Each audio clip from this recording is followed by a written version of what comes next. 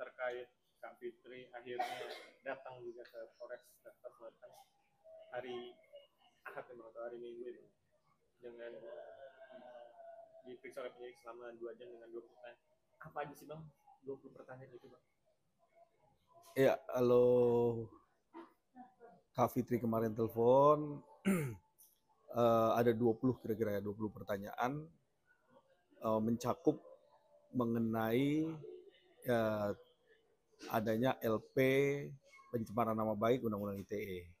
Nah, ini kan merajuk kepada postingan, merajuk kepada konten, merajuk juga kepada video yang disampaikan di akunnya atas nama Fitri Saluteru bla bla bla bla yang sekarang ini dugaan kita itu adalah akun yang di fake ya, seperti itu. Bang, itu selain itu ada spesifik lagi nggak sih Bang yang berkenaan paket ya itulah penyebaran akun itu Bang? Ya kalau akun itu kan sifatnya adalah semacam domain di dalam handphone itu kan boleh aja orang mempunyai akun banyak, nama juga bisa disamakan, dimiripkan gitu kan bisa kan. Tapi kan tentunya kalau dari pihak kepolisian, kalau lihat dari alat-alat cybernya kan dia lebih bisa memastikan nih siapa akun pemiliknya, dia harus pakai handphone siapa, posisi di mana, itu kan nanti kan dari pihak cyber tuh bisa mengecek tuh bagaimana apa yang disampaikan oleh pelapor dijadikan alat buktinya buat dijadikan laporan, kan tentunya ini menjadi dasar kuat ya untuk dijadikan sangkaan untuk awal pertama pintu masuk di laporan polisi ya, gitu. Tinggal bagaimana pengembangan polisi, kan Kak Firly kemarin udah diperiksa, udah memberikan bukti-buktinya dan postingan-postingan yang sesuai dengan apa yang dia sampaikan ke media sosial. Nah, tinggal kita mengecek apakah benar nih yang disampaikan semua itu. Itu kan, tapi pihak kepolisian pasti lihat kan itu semua. Nah, itu kan tentunya pihak kepolisian yang punya ranah untuk bisa mengembangkan, mengecek apakah akun ini jelas benar atau betul-betul ini akun dibuat di fake gitu loh. Ya. Kalau memang benar di fake, tandanya ada orang yang memalsukan akunnya Kak Fitri. Tapi kalau memang tidak, tandanya itu benar. Ya pasti kasus itu akan lanjut. Ini gitu aja. Bang, yang membuat lama apa sih Bang selama 2 jam 20 pertanyaan? Pointernya apa sih Bang penyidik menanya Kak Fitri? Jadi pertanyaan itu kan dari 10 pertanyaan 20 pertanyaan, 10 pertanyaan dasar, 10 pendalaman materi, dan setiap poin-poinnya tuh ada A, B, C, D gitu. Jadi itu yang buat lama. Jadi posisi pada waktu itu handphonenya pakai akun apa, terus handphonenya apa, kan jelas tuh semuanya tuh. Nah terus postingan ini, tahu nggak dengan postingan ini gitu kan. Kalau tahu ya jelaskan tahu, kalau tidak ya tidak kan gitu. Semua itu, poin-poin itu aja yang jelas secara detail itu mencakup mengenai bagian dari postingan-postingan yang masuk ke dalam media elektronik digital ya. Jadi handphone ya. Jadi itu aja poin-poinnya, karena kan di situ ada bentuk-bentuk yang diduga itu ada bentuk penghinaan, ya kan? Penghinaan ataupun fitnah, kan dugaan itu. Nah, fitnah dan dugaan itulah yang disampaikan. Nah, Kak Fitri udah kasih counter terhadap bukti-bukti, ya itu yang disampaikan ke penyidik. Respon penyidik apa Bang? Menurut Abang sendiri kemarin seperti apa? Iya, respon penyidik tentunya ini kan menjadi counter. Tapi penyidik kan nggak begitu aja. Pasti akan mendalaminya. Nah, biarkan mereka bekerja sesuai protapnya. Jadi kita juga, kalau saya sebagai kuasa hukumnya Kak Fitri, tentunya saya hanya sebatas apa yang klien saya punya alat bukti yang sudah cukup menurut fakta. Tapi kalau nanti bagaimana penyidik melihat bahwa ini faktanya benar nggak, equal. Kalau fakta itu equal, tandanya ini bukan miliknya Kak Fitri, ya sudah, tandanya harus dicari itu siapa pemiliknya.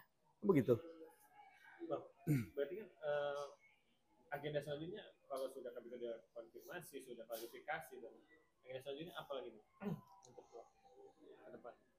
Ya tentunya kita akan menunggu bagaimana polisi setelah proses pendalaman penyelidikan. Bagian terpenting adalah polisi harus bisa mencari, melihat, dan dari menguji alat bukti yang disampaikan oleh pelapor. Jadi kalau memang ini akunnya jelas kan, itu mencakup akun, nggak jauh-jauh dari akun. Apa yang menjadi dasar mereka melakukan undang-undang ITE pencemaran nama baik di media sosial, tentunya kan nggak ada lagi selain dia menyebarkan ke media sosial. Dasar-dasar kan itu. Saksi kan hanya mengetahui melihat pada waktu dia membuat konten. Tapi kan konten itu ada di handphone. Handphone itu pada waktu dilihat. Seperti itu. Jadi ini yang harus benar-benar dicari dan diselidikin. Bagaimana proses duduk nggak kasusnya? Kan kasus pidana ini kan kasusnya harus duduk. Duduk itu artinya terpenuhin. Karena kalau masih di dalam proses lidik itu kan belum tahu siapa pelaku tindak pidananya. Ya, masih dalam lidik. Ya kan? Kalau memang nanti ternyata ada orangnya dan mengetahui siapa yang pembuatnya akunnya, ya tentunya ini polisi akan menyiarkan nih, memberi informasi bahwa oh ini dia. Gitu. Tapi Niki tetap mau nyecernya KFS karena itu dari omongannya dia gitu. Iya, nah makanya semua tuh bertindak bagaimana mereka melaporkan. Dasar-dasar melaporkan boleh-boleh aja. Tapi begitu seorang mendalilkan, dia juga harus bisa memfaktakan. Kalau sudah didalilkan, terus sudah dikonter dengan fakta-fakta, maka nanti biarkan polisi yang akan jelas faktanya. Jadi gitu. Abang yakin kasus ini akan dihentikan karena KPK sudah menjelaskan, memberikan fakta-fakta dan lain-lain? Ya, gini, kalau saya ini kan penasihat hukum. Artinya menjaga hak-hak klien saya supaya kasus ini berjalan sesuai dengan protap, sesuai dengan objektivitas bagaimana alat bukti yang disampaikan itu secara benar. Ya itu balik lagi. Kalau kebenaran ini emang bisa dikatakan aktual dan bisa dijadikan satu alat bukti yang betul-betul konkret ya, konkret hukum ya, tentunya ini harus dihentikan. Ya, asal tidak ada rekayasa, kan gitu. Tapi kalau tidak kan semua itu kan dari klien, semua kan berkasnya dari klien.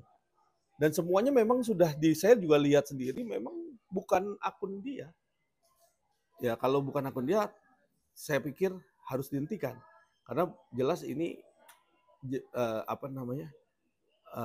memakai nama yang sesungguhnya bukan nama dia kan gitu. Nah ini harus dicari siapa pemilik akun itu kan gitu. Kenapa abang bisa bilang ada kata-kata rekayasa? Kenapa abang bisa bilang? Karena emang ada permainan diri. Saya bicara rekayasa itu karena ini ada domain nama yang sama. Apa ya? Ya itulah yang saya bilang. Kenapa kok bisa sama ada nama? Tentunya ini juga harus diperhatikan. Nah, pada waktu memposting itu, pihak kepolisian kan juga melihatkan nih, oh tampilannya nih, oh ini dia, akunnya apa nih? Akunnya sama Fitri Sauteru, teman ada bla bla blanya. Ya, saya nggak perlu sebutin. Biarkan polisi nanti ya yang bisa jelasin kan. Nah, ada perbedaannya. Nah, itu yang polisi sudah catat. Nah, tinggal postingan-postingan yang disampaikan, yang dijadikan alat bukti, 3 huruf. 3 huruf itu sebenarnya Kak Fitri tidak memposting khusus buat pelapor. Tetapi dalam hal ini kita kan nggak bisa menilai secara detail karena ini kan digital. Nah, tadi ada rekayasa digital itu kan saya dugaan. Karena kenapa? Yang tadinya misalnya 3 huruf itu tertuju bukan kepada pelapor, terus ternyata di postingnya ada kepada pelapor. Itu kan menjadi poin. Poin apa? Poin bukti laporan. Nah, kebenarannya itulah yang kita harus diuji. Karena ini di undang-undang ini menjadi pihak ranah cyber. Pihak ranah cyber ini juga nggak serta-merta, dia harus cek juga nih. Atau ada AI yang bisa, kan kita nggak tahu nih kebenarannya.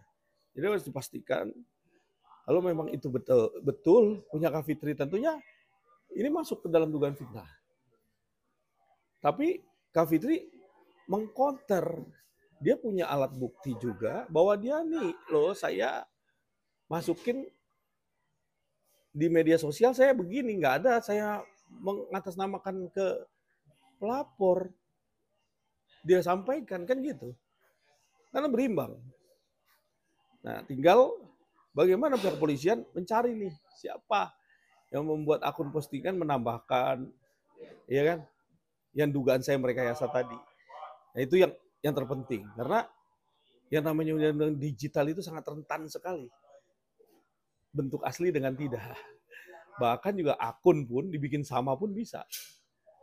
Tapi jelas-jelas yang miliknya beda. Jadi misalkan kalau kata-kata rekayasa bisa dibilang itu buzzer, bisa dibilang. Kita melihat di sini buzzer itu adalah bagian yang sangat penting ya. Kalau untuk saat ini, untuk di dunia digital. Karena apa? Buzzer itu sifatnya adalah penyeimbang. Penyeimbang apa? Penyeimbang satu peristiwa-peristiwa ataupun bentuk-bentuk konten-konten yang sifatnya adalah menjadi perhatian publik. Sehingga kalau buzzernya semakin banyak, publik semakin yakin bahwa itu yang buzzer positif, yang menyerang, itulah yang digunakan. Kalau buzzer negatif yang diserang, maka orang yang dirugikan yang menjadi serangannya. Jadi ini dua buzzer negatif dan positif ini menjadi poin, apakah untuk dihajar ke negatifnya atau dihantam ke positifnya. Nah, tinggal kita mau ngambil rating yang mana kan gitu. Buzzer ini kan bisa dibayar. Ya kita lihat nggak usah jauh-jauh, ini udah dunia terbuka. Ada yang jual buzzer, ya kan? Tapi Komdigi dalam hal ini harus mempunyai peran penting, menjadi garda depan. Karena kenapa? Karena semakin besarnya era digitalisasi ini menjadi poin-poin bentuk laporan. Jadi kalau memang ada segala sesuatu di dalam media sosial yang sifatnya udah menghujat, menghina, dan memberikan statement-statement yang tidak mendidik atau memberikan satu adanya perdebatan yang sifatnya menjatuhkan harga diri dan menyerang kehormatan, saya rasa ini harus dihentikan. Karena media sosial ini rentan sekali ya. Dari yang kasihan nanti pihak polisi. Pihak kepolisian dijadikan satu bentuk laporan, tiap hari laporan terus, isinya dunia cyber. 310, 311, junto pasal undang-undang ITE kan, itu kan nggak selesai-selesai, itu banyak terus. Sehingga dunia cyber ini yang semakin banyak, nanti ribuan orang yang terhandle itu cuma berapa LP kan gitu. Nah, polisi kerjanya juga banyak kan. Belum lagi ngecek-ngecek digitalnya. Dengan segala integritas, Kak Fitri memberikan satu bukti-bukti, itu harus sesuai dengan fakta yang ada. Saya sudah sampaikan berkali-kali. Itu faktanya. Saya juga melihat di handphonenya dan juga ngecek di akunnya, semua sesuai. Jadi tidak ada yang namanya direkayasa. Tinggal bagaimana ini polisi melihat bahwa rekayasa ini siapa yang membuat itu kan. Itu sangat gampang kok. Ya kan? Untuk ngejar maling atau pemboman itu kan jelas-jelas di situ susah ya. Bisa dibuang handphone dan lain-lain tapi ketemu kok. Dengan apa? Dengan jaringan. Dengan bagaimana caranya polisi bisa menyelidiki sehingga kasus ini bisa terungkap kan gitu.